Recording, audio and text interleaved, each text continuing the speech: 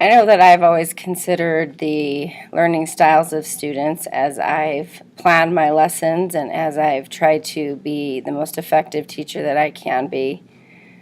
But I know at times it was really difficult for me to be able to tell exactly what learning style each student had, as it could vary from subject to subject as I taught throughout the day.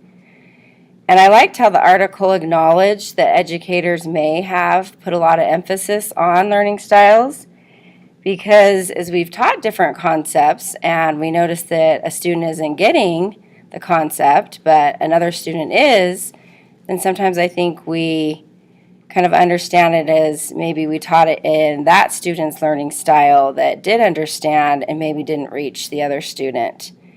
And I think that this can be the case at times, but I also think there's a lot of other factors that play into a student's progress in learning different concepts.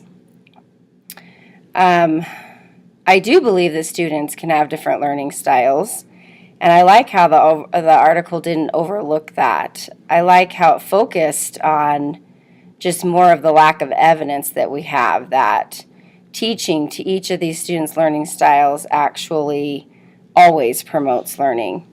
Because, like I said, I think there's lots of factors that play into whether a student is learning a particular concept, and I think their learning style is just one of these. I also believe that choosing the best strategy to teach the concept is probably the most important thing. I believe good teaching benefits all students, regardless of their learning style. Certain concepts that I teach lead to different ways of teaching them. For example, I don't teach language arts the same way that I teach science or math. And I like how the article pointed that out. And if we use good teaching practices, then the majority of our students will learn the concepts. And then maybe those few that didn't, we can focus on them and maybe meeting their learning style more specifically. And I also feel like differentiated instruction, I use this a lot in math, will also help students progress and kind of meet those different learning styles. I also think it's important to use multiple learning methods throughout the day. And I think you can do this as you're teaching because different subjects lead to different learning styles. And you will more than likely address them throughout the day. And I think the arts is another good way to incorporate and kind of engage students in the learning because I feel like the arts also help reach the many different learners. I just think it's important to get to know our own students, and I teach things differently each year depending on my students. And I adjust my lessons as I feel students need something different. And that's kind of how I have done it in the past. In my experience, I've noticed that low ability students, they have a need for a lot of structure and guidance in their learning process. And I liked how the article pointed that out. I think if we're using these good teaching practices and involving students and monitoring their learning and their progression, then I believe that all the students will be able to learn.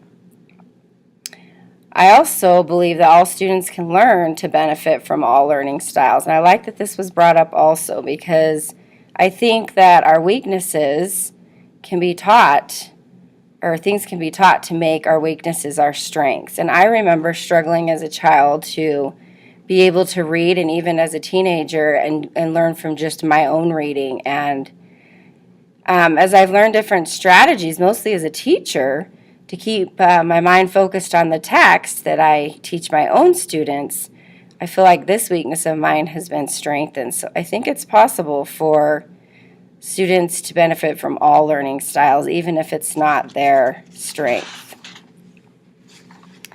I think it's one of the ways we can engage our students, because I think engagement and motivation is also really important. And I think one of these ways we can do this is through technology, because I think it does address a variety of different learning strategies, and I think it's also really motivating. I've been using Nearpod in my classroom this year. More recently, since I started taking this class, and that's what I'm going to do for my project also. And I just feel like it really does a good job of meeting all the different learning styles. And my students are super motivated and engaged, and they are really excited when we do Nearpod. And I think it's going to be really a great way for my students to use technology in the classroom and for me to use technology to teach my students. Thanks.